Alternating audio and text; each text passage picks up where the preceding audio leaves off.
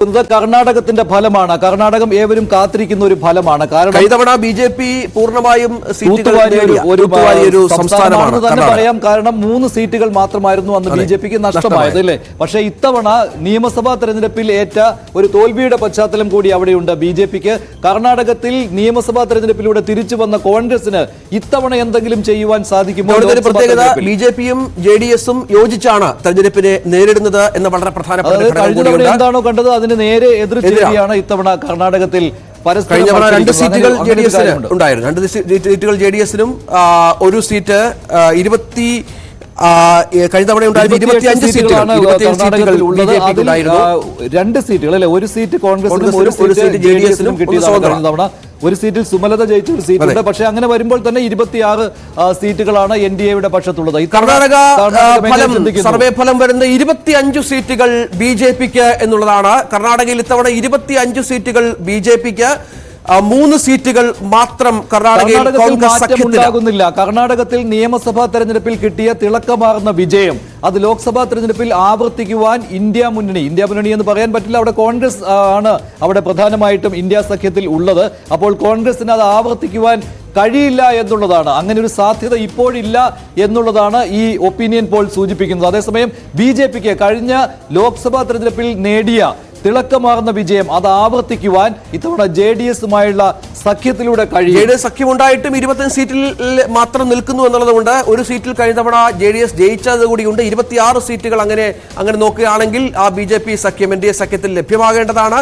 3 സീറ്റുകളിൽ കോൺഗ്രസ് സഖ്യം ഒതുങ്ങുന്നു, ഇന്ത്യ സഖ്യം ഒതുങ്ങുന്നു. 25 സീറ്റുകൾ ബി.ജെ.പിക്കൊപ്പം നിൽക്കുന്നു. ബി.ജെ.പി ജെ.ഡി.യു സഖ്യത്തിനൊപ്പം നിൽക്കുന്നതോ എന്നതും പ്രധാനമാണ്.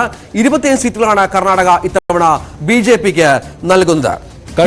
കഴിഞ്ഞ തവണ ബി.ജെ.പിക്ക് 26 സീറ്റ് എന്ന് പറയുമ്പോൾ കഴിഞ്ഞ തവണ 2 സീറ്റുകൾ മാത്രമാണ് എതിർപക്ഷത്തിന് കിട്ടിയത്, കോൺഗ്രസിനും ജെ.ഡി.എസിനും കിട്ടിയത്. അത് വെച്ച് നോക്കുമ്പോൾ ഇത്തവണയും അതിൽ വലിയ മാറ്റമുണ്ടാകുന്നില്ല എന്ന് പറയുമ്പോൾ കർണാടകത്തിൽ ബി.ജെ.പിക്ക് വലിയ രീതിയിൽ അടിപതറും എന്നുള്ള രീതിയിലുള്ള ഒരുപാട് വിലയിരുത്തലുകൾ ഉണ്ടായിരുന്നു. അത് നിയമസഭാ തെരഞ്ഞെടുപ്പുകളുടെ പശ്ചാത്തലത്തിലാണ് ഇപ്പോൾ. അതെ, വലിയ മോശമായ ഒരു പ്രകടനത്തിലേക്കൊന്നും ബി.ജെ.പി പോകുന്നില്ല എന്നാണല്ലോ ബി.ജെ.പി നേതാക്കളൊക്കെ ചാടുന്നത് നമ്മൾ കഴിഞ്ഞ തവണ. മഞ്ജുഷ, രഞ്ജിത്ത്, അങ്ങനെ ഒരു മോശമായ പെർഫോമൻസിലേക്ക് പോകുന്നില്ല എന്നുള്ള പ്രവചനമാണ് ഈ സർവേ നൽകുന്നത്. കഴിഞ്ഞ തവണ 26 സീറ്റായിരുന്നു ബി.ജെ.പിക്ക് ലഭിച്ചത്. 25 സീറ്റ് ബി.ജെ.പിക്കും ബി.ജെ.പി പിന്തുണ സ്വതന്ത്രമായി മത്സരിച്ച സുമലത അംബരീഷിന്റെ ഒരു സീറ്റും ചേർത്ത് 26 സീറ്റ്, ഒരു സീറ്റ് കോൺഗ്രസിനും ഒരു സീറ്റ് ജെ.ഡി.എസിനുമാണ് ലഭിച്ചത്. ഇത്തവണ ജെ.ഡി.എസും ബി.ജെ.പിയും സഖ്യമായിട്ടാണ് മത്സരിക്കുന്നത്. കഴിഞ്ഞ തവണത്തെ ചിത്രം കൂടി നമുക്ക് നോക്കാം. കഴിഞ്ഞ തവണ എൻ.ഡി.എ സഖ്യം 26 സീറ്റ്, കോൺഗ്രസ് 1, മറ്റുള്ളവരെന്ന് ഉദ്ദേശിക്കുന്നത് ജെ.ഡി.എസ് ആണ്. ജെ.ഡി.എസിനും ഒരു സീറ്റായിരുന്നു. ഇത് 2014 ചിത്രവും ഏകദേശം ഈ മട്ടിൽ തന്നെയായിരുന്നു. എൻ.ഡി.എ സഖ്യത്തിന് അന്ന് 19 സീറ്റ് കിട്ടി, കോൺഗ്രസിന് 9 അതേഴ്സ്. അന്നത്തെ എൻ.ഡി.എ സഖ്യം കൂടി ഒന്ന് കാണിക്കാം. അന്നത്തെ എൻ.ഡി.എക്ക് 19 സീറ്റുകളാണ് ലഭിച്ചത്. അതിൽ ബി.ജെ.പിക്ക് 17 സീറ്റും ജെ.ഡി.എസിന് 2 സീറ്റുമായിരുന്നു.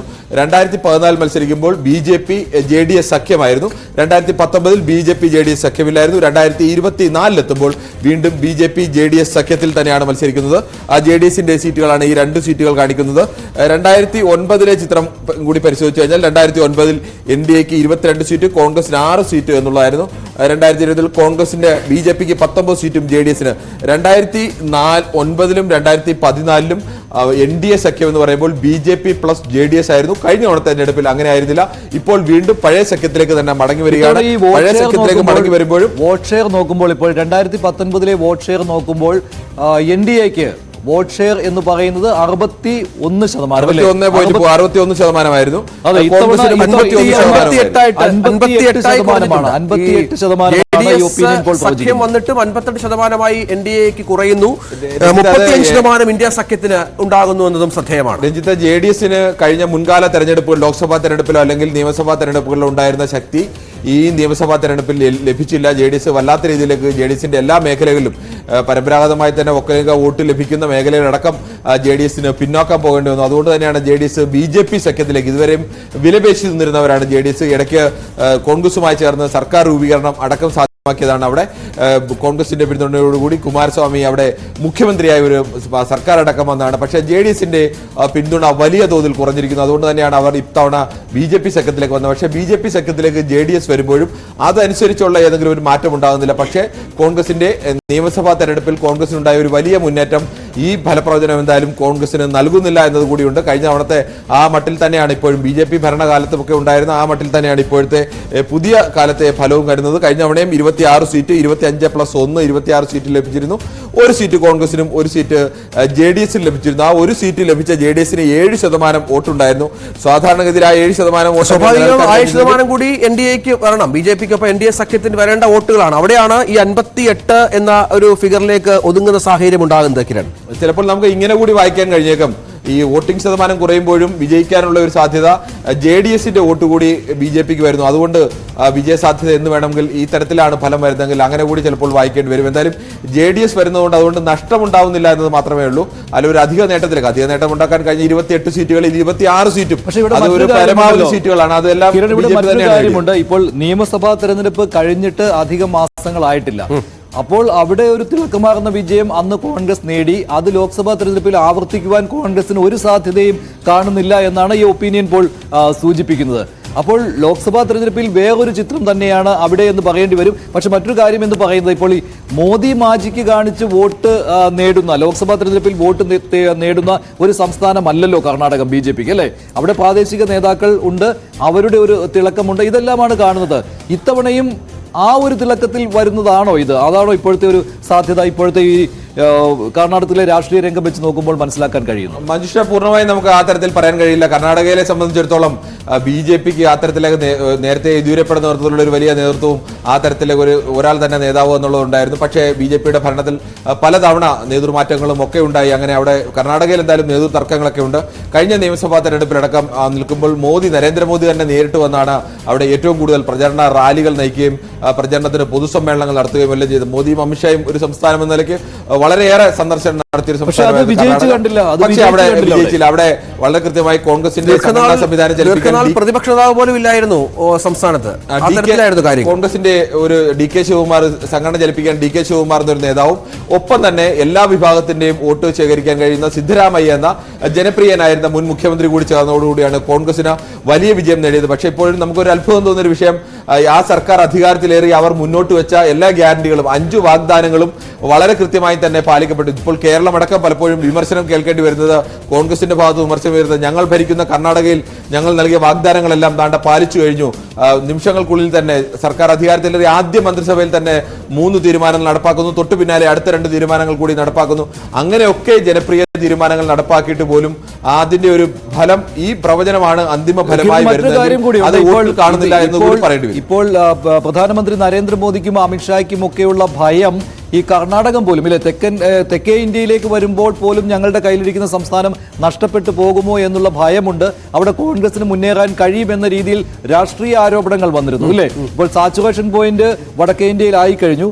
ഈ കർണാടകത്തിലേക്ക് വരുമ്പോൾ ചിലപ്പോൾ കർണാടകം നഷ്ടപ്പെട്ടേക്കാം എന്നുള്ള ഭീതി, ഇതൊക്കെ കൊണ്ട് മറ്റ് സംസ്ഥാനങ്ങളിലേക്കും ഇല്ലേ, ഇപ്പോൾ തെലങ്കാന, ആന്ധ്രാപ്രദേശ്, അതുപോലെ തന്നെ തമിഴ്നാട്, കേരളം ഇങ്ങോട്ട് ശ്രദ്ധ കേന്ദ്രീകരിക്കുന്നു BJP എന്ന്. പക്ഷേ കർണാടകം അങ്ങനെ BJPയുടെ കയ്യിൽ നിന്ന് പോകില്ല എന്നുള്ള സൂചനയാണല്ലോ ഇപ്പോൾ നൽകുന്നത്. അപ്പോൾ കോൺഗ്രസ് പറഞ്ഞുകൊണ്ടിരുന്ന ആ ഒരു ആരോപണമുണ്ടല്ലോ, അത് ഇല്ലാതാവുകയാണ്.